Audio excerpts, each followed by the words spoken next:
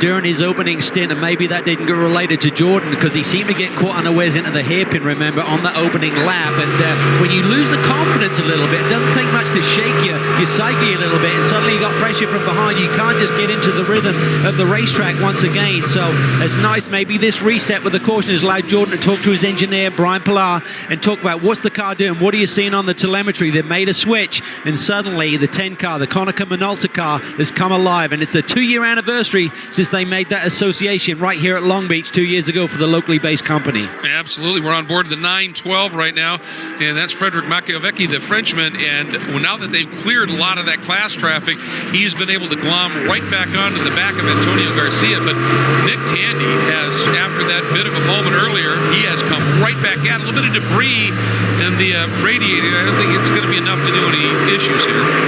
Well, you think that right now Milner's got a wingman in Garcia, but Machiavecchi is going to have a very fired up Nick Tandy behind him. Both these drivers are going to be a little bit frustrated by that pit lane speed infraction that they got. They both said, like, what's going on? We released the pit lane speed restrictor at the same spot, but the team is... Oh, look at that Tandy! I think there's a little love tap there. I think they may have traded some paint there. Man, teammates. Remember the Porsches at Daytona a couple of years ago took each other out. You don't need a replay of that one. I'm just stunned at the pace we're seeing from Milner, the number 4. I mean, he's able to open the margin up. Yeah, some of it is traffic induced, but you know, trying, you'd think, to stretch the field a little bit, Cal, and he's just throwing down some laps. Well, as Brian mentioned in his report, he said that Doug Feehan said, we think we can make it, and to do that, I would have to think they'd put him... Oh! Garcia spins! He just lost control there. Unbelievable moment. You do not see Antonio Garcia make mistakes. I didn't see any clip of the wall before that where they may have broken suspension to cause this spin. Just looked like he's feeling the pressure from behind and turns that Corvette into the wall. Danny Binks there on the radio. Can't believe what he's seeing. Question is that car movable? It was a pretty good clout, Cal. It was a good hit. I mean, the car doesn't look to be that badly damaged. Here, trying to restart. Now he stalled it again.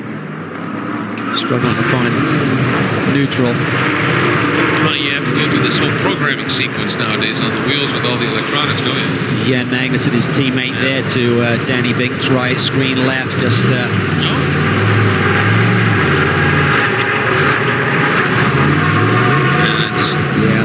See, I wonder if he'd clipped the wall somewhere else and that caused him to spin. Let's take a look here. As he comes through that corner, look at that left rear. Is the left rear already damaged?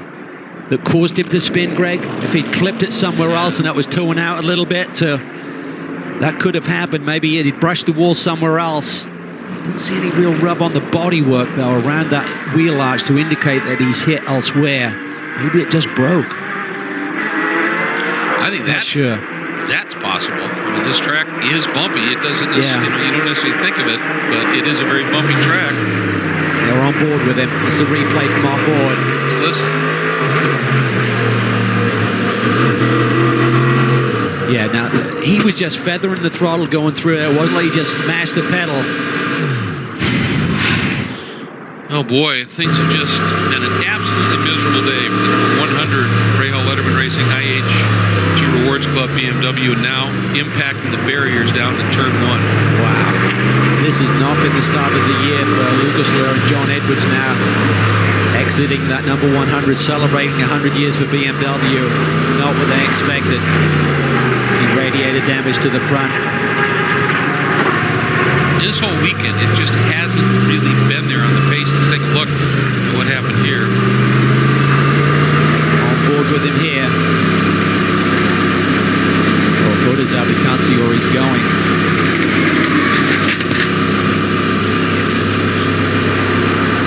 I wonder if something did break in there right from the corner.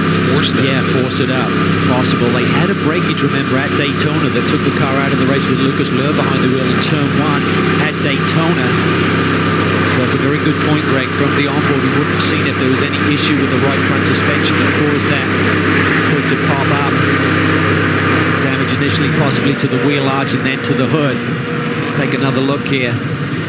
Oh, yeah. Tire came tire's off. Oh, there you see the wheel flying over the top of that BMW. Boy, that was a hit. That's why those tires are there. Frustrating start to the year.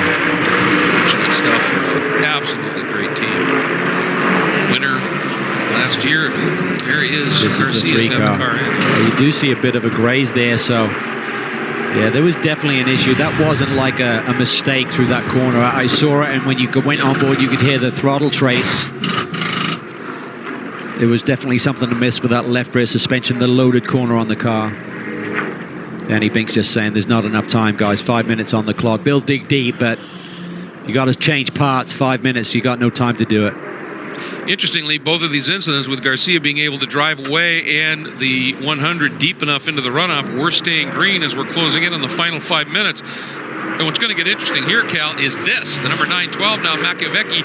Milner does not have, as you said, the wingman anymore. And Frederick and Tandy right behind him are going to go into attack mode. It's over 20 seconds back to 4th in class, the recent Competizione Ferrari of Wielander. So right now, these 3 cars are going to be duking it out up front. Taylor leads by 3.5 seconds over Barbosa, with Cameron right there, another 3 seconds back to the 2 Mazdas. So a little bit of breathing room there. And Simpson